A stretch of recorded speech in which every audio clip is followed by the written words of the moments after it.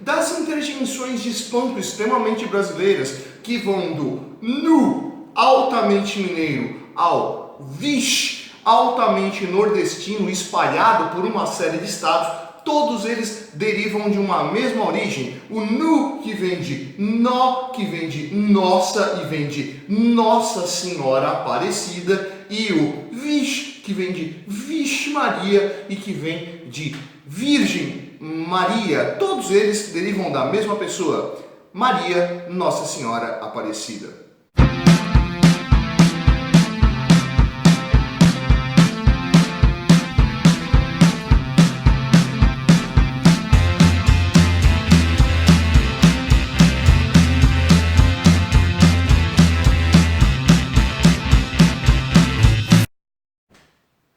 E por causa do dia 12 de outubro, feriado aí de Nossa Senhora Aparecida no Brasil, né?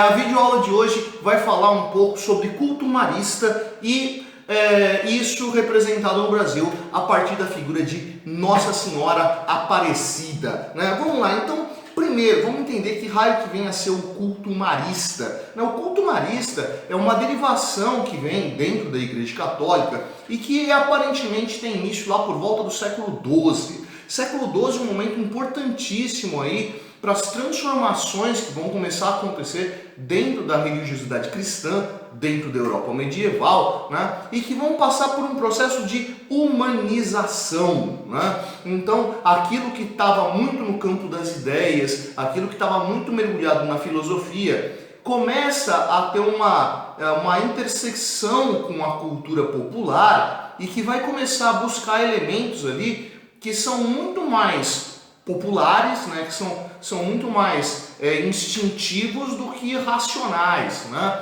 Então vão começar a aparecer elementos como, por exemplo, a ideia do purgatório, né? E vai aparecer ali, do meio do caminho, o culto marista, né? Ligado a Maria, né? A Nossa Senhora, Mãe de Jesus, que começa a montar uma relação ali com uma série de cultos pré-cristãos que estão ligados às chamadas deusas mães, né?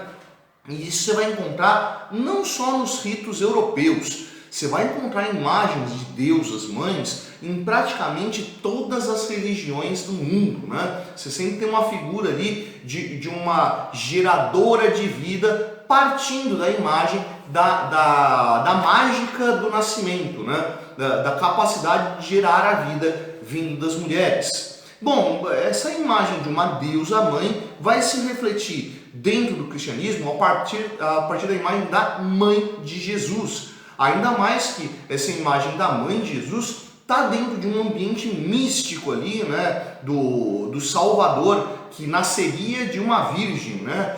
Que remete lá tanto à ideia de mácula do pecado da relação sexual, né, quanto da geração mágica, da geração sem participação humana, né, de algo extremamente puro que nasce de uma figura símbolo de pureza, que é a Virgem, né? Bom, vamos lá. Essa imagem do culto marista, que vai ter essa raiz popular, quando chega no processo de colonização, vai ser muito absorvido pela população de origem escrava, né? Que dentro ali da Umbanda, da Quimbanda, do Candomblé, né? Você vai ter uma série de imagens de orixás femininos e alguns deles com a imagem de uma figura materna, né? Uma figura cuidadora, né? Nessa conexão entre a figura cuidadora, a figura materna e a Mãe de Jesus, dentro desse culto marista já solidificado no período da colônia, né? No período a partir do século XVI aqui na América, né? Você consegue estabelecer uma conexão entre esses dois elementos. Então, principalmente entre as camadas mais populares, né, você tinha uma devoção à imagem de Nossa Senhora muito forte. E aí vai começar a aparecer toda a mística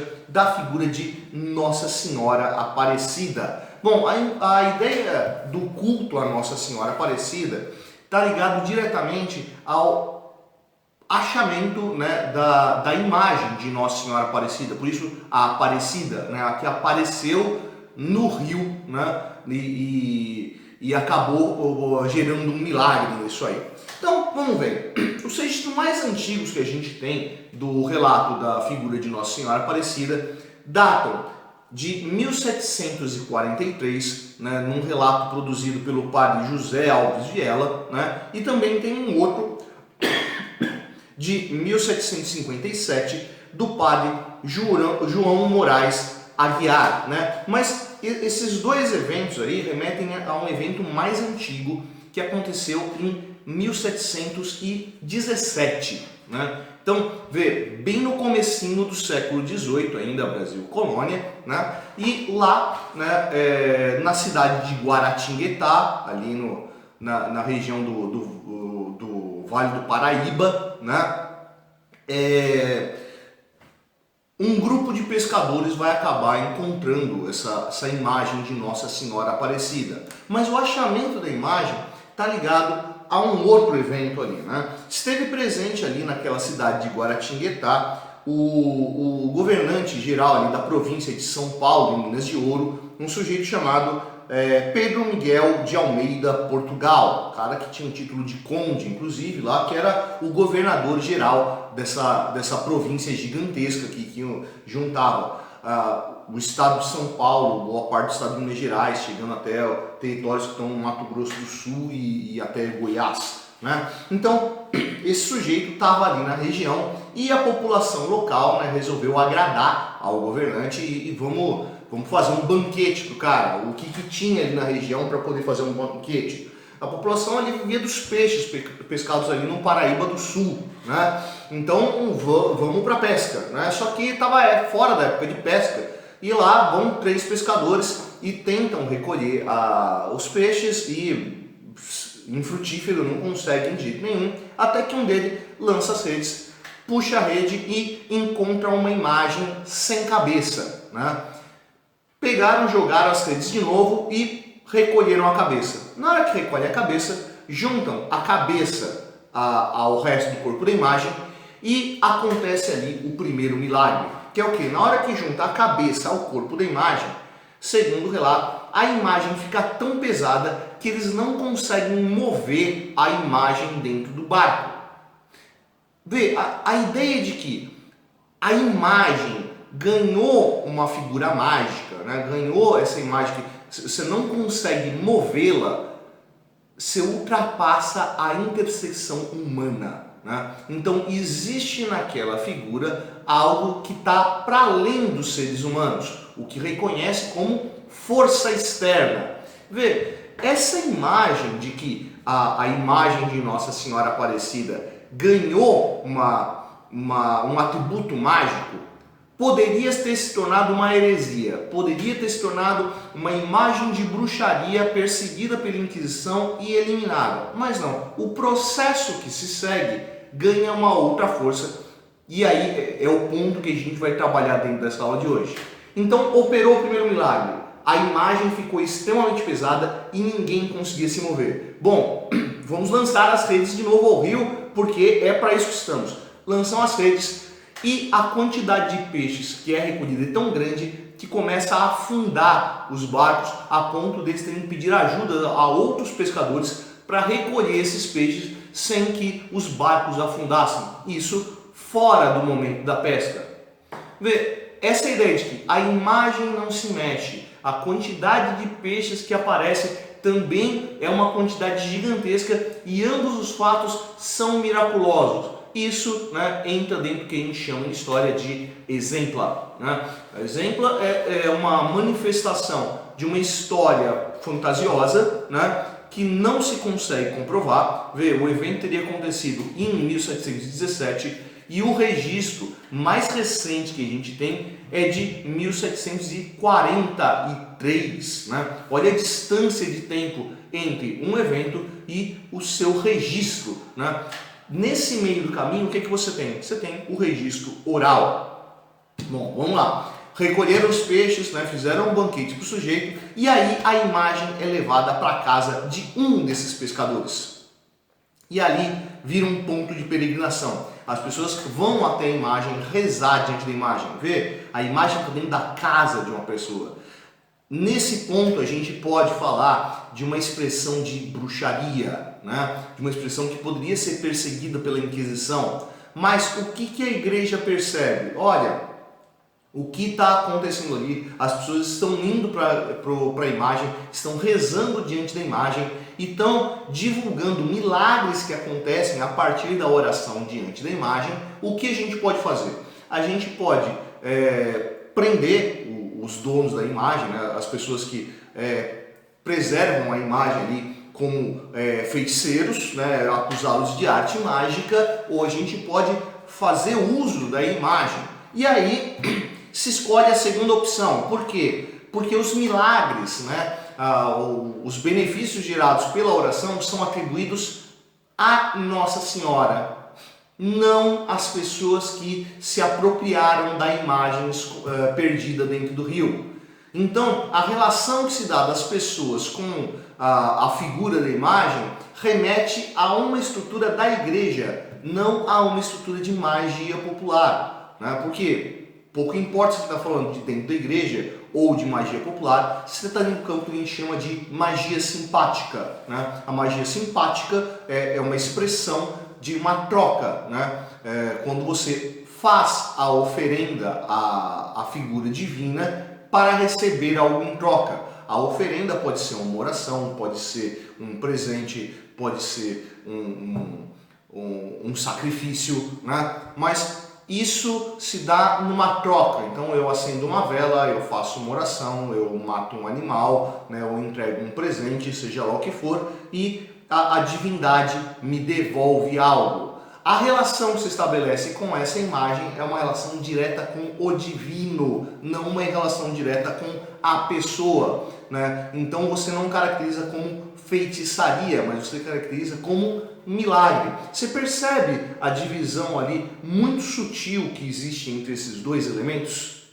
A separação entre o que é o milagre e o que é a arte mágica se dá no detalhe de onde procede o bem, de onde procede a magia, aquilo que transforma. Se vem da divindade, permitido. Se vem da pessoa, né, coisa maléfica.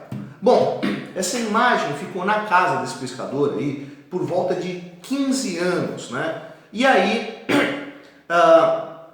no ano de 1734, né, o relato aqui antecede o registro do relato. Então, no ano de 1774, o vigário de Guaratinguetá manda erigir, no Morro dos Coqueiros, uma capela para colocar essa imagem, né? O pescador que guardava a imagem não concordou muito com essa ideia, né? Porque achava que o Morro dos Coqueiros ficava longe do contato da população, né? E era muito melhor que a imagem ficasse ali próximo de onde as pessoas viviam para poder ir até lá e rezar. Essa ligação de colocar no Morro dos Coqueiros e não no aldeamento próximo do rio, né, se dá pelo quê? Você estabelece uma peregrinação, né? Então, para se chegar até a imagem, você se desloca numa ação de sofrimento. Então, eu vou subir o Morro dos Coqueiros. Eu estou mostrando para a divindade o quanto ela é importante para mim, e isso já é parte do meu sacrifício, né? Então, eu me desloco e vou em direção a essa imagem para lá poder fazer a minha oração, né? Então, 1734 é quando começa a construir a capela, mas ela só vai ser aberta à licitação, só vai ter sido terminada, organizada e tudo mais no dia 26 de julho de 1745, né? Você vê, mais de 10 anos no processo de construção e gerar, né, esse espaço de visitação.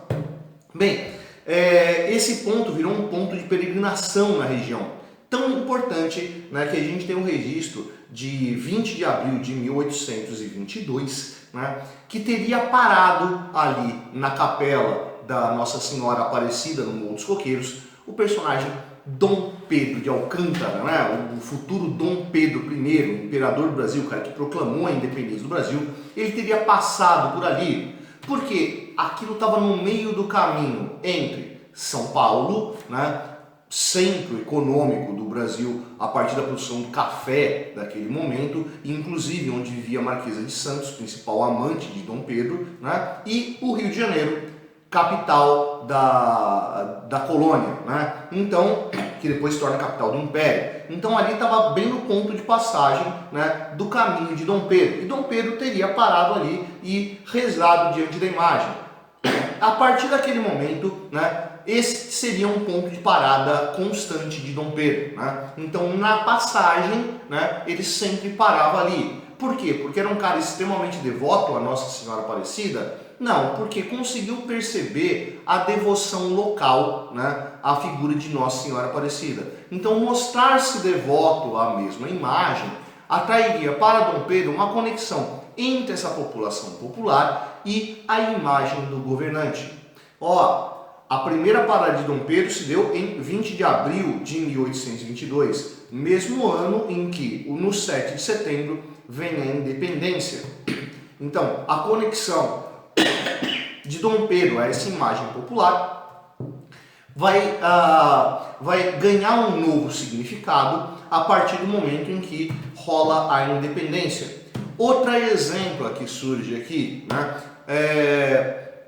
surge lá a lenda de que Dom Pedro, né, quando teria rezado na capela, né, teria afirmado que ele tornaria Nossa Senhora Aparecida padroeira de um Brasil independente. Lógico que esse exemplo aí surgiu depois da independência, né? Ninguém começou a falar isso na primeira vez que ele circulou por ali, né? Mas olha a ideia, né? O sujeito conecta a sua imagem à imagem de uma santa altamente popular, né? E uma santa adorada dentro do território nacional, né? Não é uma santa reconhecida, né? É simplesmente a imagem que se conecta a Nossa Senhora. Então, tá, Maria é reconhecida, Nossa Senhora Aparecida ainda não, né? Ainda não, vai ser ainda, né? E aí se conecta a imagem do governante à imagem do santo popular. A gente sabe que isso é falso, né? Tanto que quando Dom Pedro proclama a independência, ele decreta qual é o santo padroeiro do Brasil. Aliás, um santo que fazia referência a ele próprio, São Pedro de Alcântara. Lembrando que Dom Pedro I também era Pedro de Alcântara. Então, ele conecta a sua imagem à divindade por um outro percurso, não por Nossa Senhora Aparecida. Mas, vamos lá então. A devoção ali à santa continuou crescendo bastante, a ponto de se construir um novo espaço de procissão, a chamada Basílica Velha, que está onde hoje é a Basílica de Nossa Senhora Aparecida, né? E a construção da Basílica Velha, né, foi de 1834 até 1888, coincidentemente, no mesmo ano da abolição da escravatura e próximo do final do Império. 1889 é quando vem a proclamação da República no Brasil, né? Então, durante todo esse período aí do reinado de Pedro II, né? Lembrando, já que já estamos no período de Pedro II, né? Se constrói a chamada Basílica Velha devido ao grande afluxo que a capelinha lá do Morro dos Coqueiros não comportava mais, né? Então você transfere essa imagem do Morro dos Coqueiros até essa basílica. A imagem de Nossa Senhora Aparecida se torna extremamente popular e conectada à imagem do Império, a ponto de, no dia 6 de novembro de 1888, quando a Basílica estava pronta, a princesa Isabel, aquela mesmo da abolição da escravatura, né, foi até a Aparecida e entregou em oferenda à imagem o manto azul e a coroa de ouro cravejada de diamantes, que é extremamente popular. Aliás, a gente conhece muito mais a imagem de Nossa Senhora Aparecida por causa do manto e por causa da coroa do que a imagem que está embaixo daquele adorno, né? E que foi doado pela princesa Isabel, né? Figura que está conectada aí à abolição da escravatura e que o Império vai valorizar bastante a figura de Isabel, né? Porque os republicanos queriam conectar a abolição da escravatura à outras figuras, como por exemplo, né, Deodoro da Fonseca e Silva Jardim, né? Mas quando você conecta essa imagem de uma santa que tem uma imagem de uma pessoa negra, né, e que Princesa Isabel vai lá e faz essa oferenda como resposta ao cumprimento de um milagre que teria recebido de Nossa Senhora Aparecida, né, ela conecta esses dois elementos ao mesmo tempo, né? No ano de 1904, já durante o período da República, dia 8 de setembro de 1904, o Papa Pio X, né, concede um ofício e uma missa própria à Nossa Senhora Aparecida, né? Então, o reconhecimento da fé em torno dessa figura é apropriado pela igreja e agora, né, Nossa Senhora Aparecida é reconhecida como santa de verdade, né? Então, existe um rito próprio para Nossa Senhora Aparecida, concedido pelo Papa, e que o Papa também concede indulgência a qualquer peregrino que for lá, né? Então, assim, se você está sentindo o peso dos seus pecados, basta ir a Nossa Senhora Aparecida e a Basílica de Nossa Senhora Aparecida, que seus pecados estão perdoados, segundo o Papa Pio X, né? A migração ali continuou numa crescente tão forte que no ano de 1928 esse espaço em torno da Basílica vai se emancipar, né? Vai se destacar do município de Guaratinguetá, né? Onde ocorreu o milagre da aparição, né? E vai virar o município de Aparecida do Norte, né? A santa, né, a Senhora Aparecida, passa a se tornar padroeira do Brasil só no ano de 1930, né? Dia 16 de julho de 1930, né, a partir do Papa Pio XI, né? E 1930 é o mesmo ano da Revolução de 1930 que colocou Vargas no poder e que vai trazer consigo um espírito nacionalista, né, de unificação de todo o território nacional e que, obviamente, vai se apropriar desse culto à Nossa Senhora Aparecida como padroeira do Brasil para unir a identidade nacional a partir dessa figura de Getúlio Vargas, né?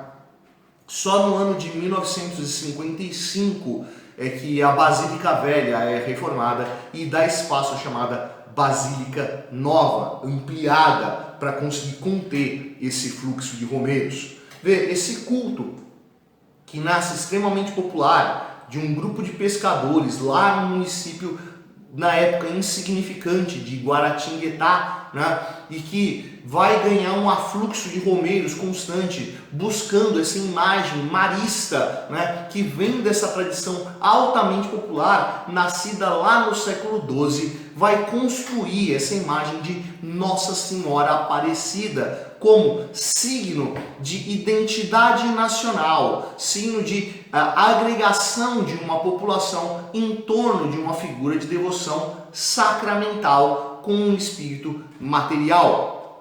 E aí, curtiu o áudio de hoje? Cara, se você curtiu, vai lá embaixo, dá um curtir. Não curtiu, vai lá embaixo, dá um curtir. Essa é a prancha do Suetônio. Eu sou o professor Fábio e você, meu amigo, você deveria ser.